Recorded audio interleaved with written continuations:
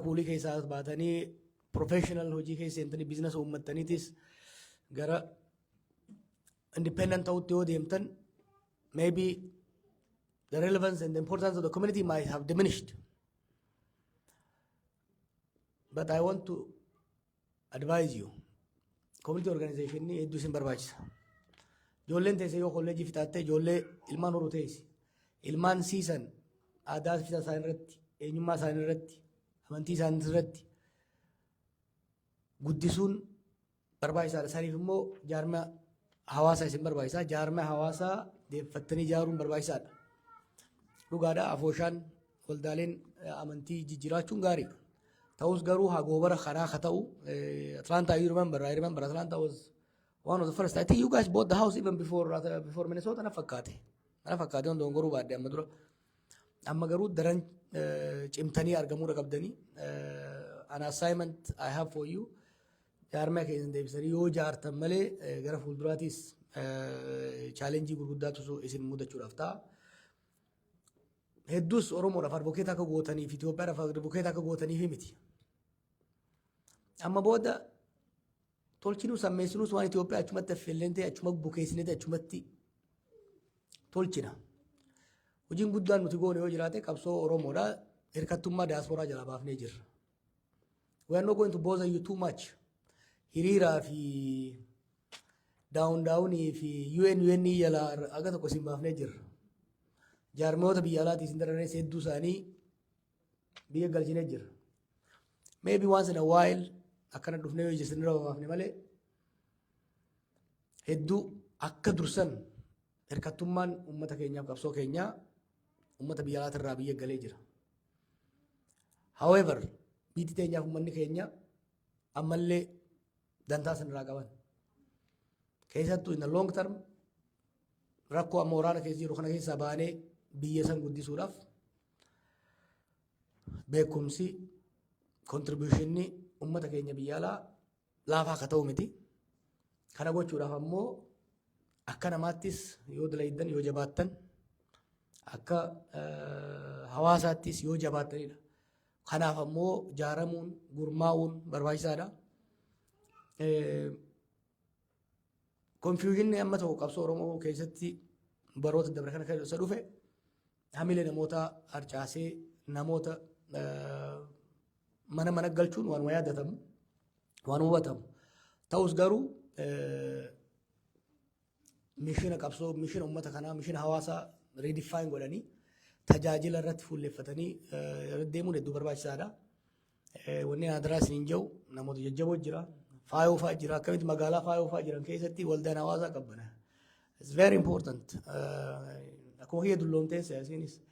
Kanaaf push godhuu danda'uudha qabdanii jabaattanii hawaasa keessan jabeessuu qabdan dhaamsa jedhuun qaba. Waliigalatti I will open up for the discussions. Normally hoggaan gaafatanii energize ta'a. Wanni kitaaba kana barreessee isinittillee fideef yeroo hedduu yeroo waa qabbanaayan bikkarra irraa kaan namni waan hin yaadanneef at least during my lifetime wal'aansoon teenya eessarraa kaatee eessa geessee ijaan maaliin argee kallattiin maaliin keessatti hirmaadhe ka jedhu katabee isinii dhiyeesseen jira. Baatii lamaan tuur godhe kana keessatti kitaaba caalaa siyaasaa irratti fuulleeffanne namni hedduun kaas jirtanis bakka biraa jirtanis kitaaba isin arganne ta'a ka argattanis hin dubbifne anis xiyyeeffannoo guddaa contemporary political irratti focus waan hin godheef ilaalle ta'a. Gara fuulduraa hopefully kitaaba eega dubbiftan booda English version will also be out in a couple of weeks. Bal'inaan keessatti mari'anna. I think there will be lessons to be learned for yourself, for your children. And what I want to encourage you is to write as well. Barreessa seenaa keessan barreessa ijoollee keessaniif kaaya. It doesn't have to be a 500-page book. Maybe a 100-page or a 3-hour audio. A story keessan yoo barreessitan waan hedduu isin fayyada. The process of writing the book, rereading, editing the book helped me rediscover my own identity, my own strength and weakness. So I think my final message is really namoonni keenya biyya alaa jirtan Professor Muhammad irraa Hansee, Dr. Sintayyo, namoonni hedduun seenaa ajaa'ibaa keessa dabartan kana yoo barreessitan, I think it will inspire my children, your children, and our grandchildren and successive generation. Hopefully, reading my small contribution will encourage, will empower people. Kanumanja, I will drink a little more coffee while you are asking me questions. Hopefully, I will be pumped up a little bit. Again, Canadians should apologize for putting me in this condition. How much runs you can? Aye, wangonu. Sarara kanarraa nama lama fudhannee yoo danda'ame dubartii tokkoof dhiira tokko goonee gaafii gaggabaabdu to the point gara gaafii qofatti yaada dhumbaa isin misbaahaasii qabnaa nama tokko argaa jira nan bira dubartii achi jirtu isittiin deebi'a isaan lamaan haa gaafatanii gara carraa isaan lamaanii kenne as dhuftanii because maayikiin waraabuudhaaf naan tolu iyyuu as baatanii as dhuftanii akka wanni gootan asitti irra tolu maayikiidhaaf haa toluuf like sagaleen baalaansi naan ta'u.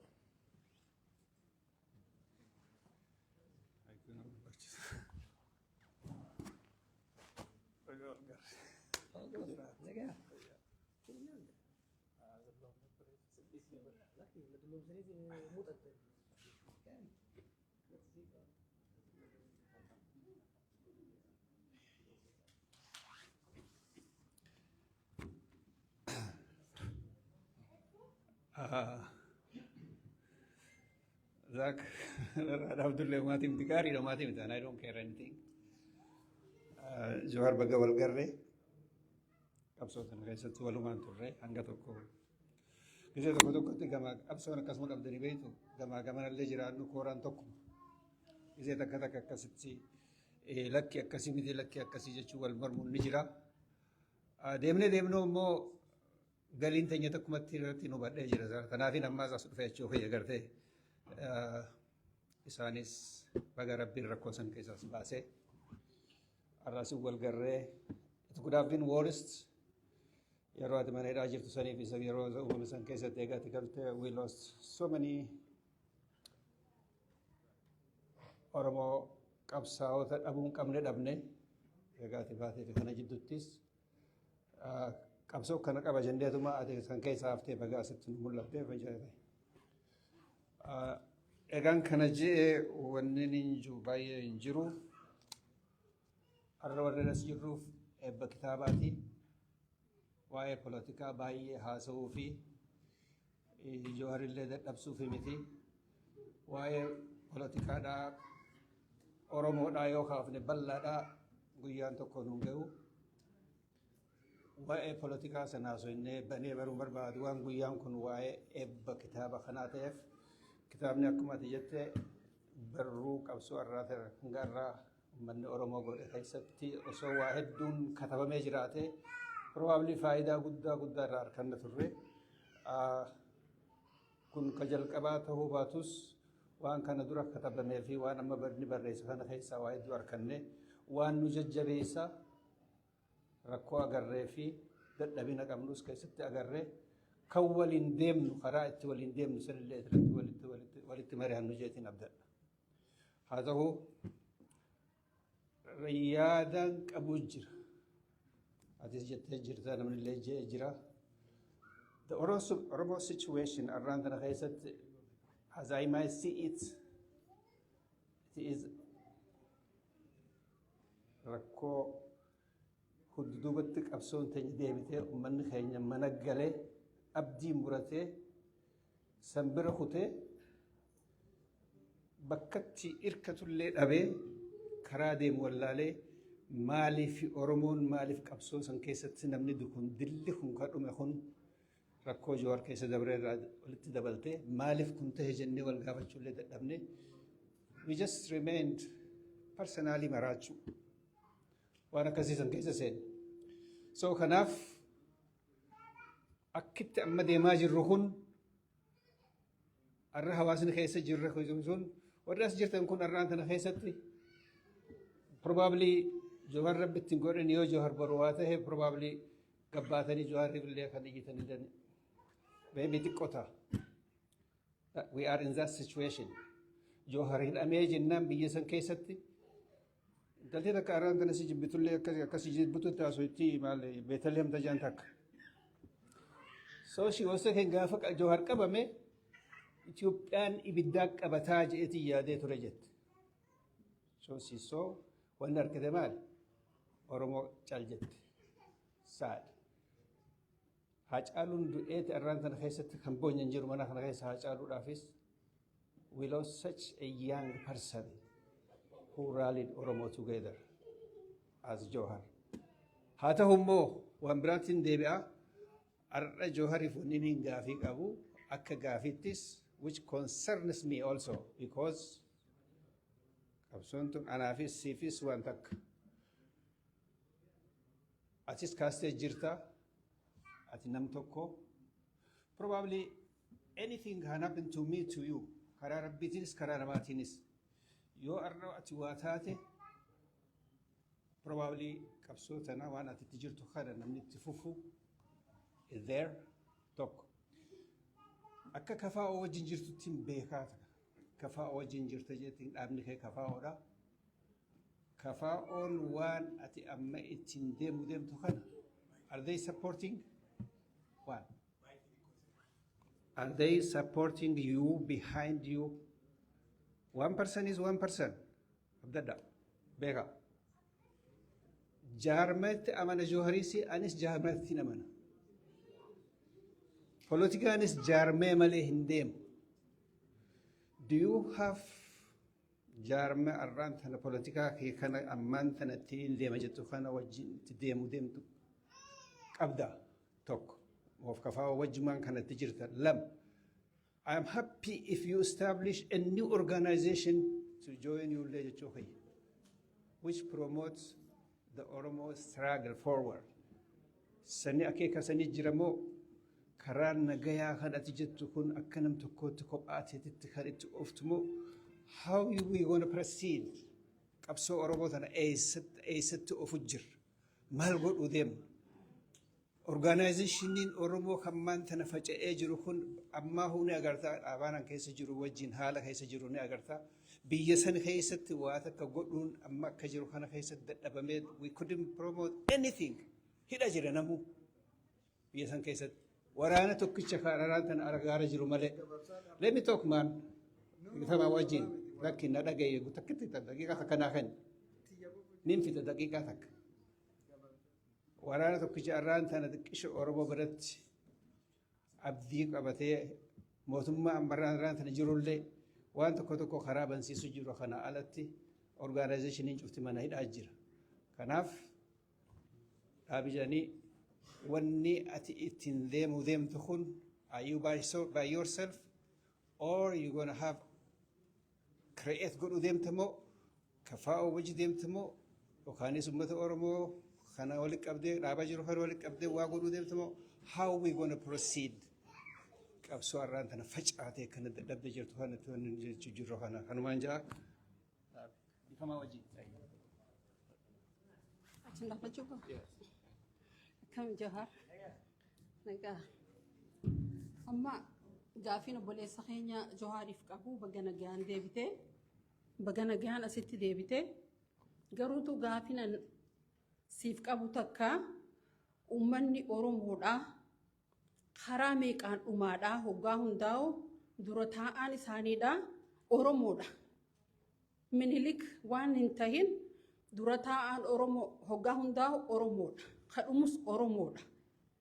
Garuutu kun amma akkaataan gartee uummatni keenya qabsoon teenyalleen itti fiixa hin baane Oromootu biyya bulchaa jiraa jedhama. Oromoon biyya bulchaa jirtii jedhaniiti addunyaan guutuun silaa Oromootu biyya bulchaa jira jedhaniiti itti dhiisanii garuutu ha Oromoodhaaf qabsaa'u hundinuu silaa Oromoo biyya bulchaa jira isin maaliif gartee biyya bulchuu qabna jettan keessantu biyya bulchaa ja'anii haala akkamiitiin Oromoodhaa miti ka biyya kana bulchu harka dhibbaan dhibbatti masaraan Minilik takka masaraa keessatti masaraan Minilik qotamtee ibjala hin kaayamne yeroo duraatiif jechaadha. Oduma gartee hundinuu gartee maqaa Oromoodhaa qabataniituma odoo gartee masaraa san ta'aniin ummata fixaa turaniiti garuutu tun ta'ammaadhaa ta'addaati.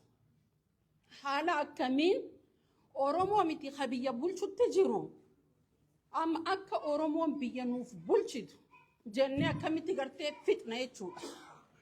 Ta'an immoo Mahammad Abdoosh ni jirta. Yusuf ni jira.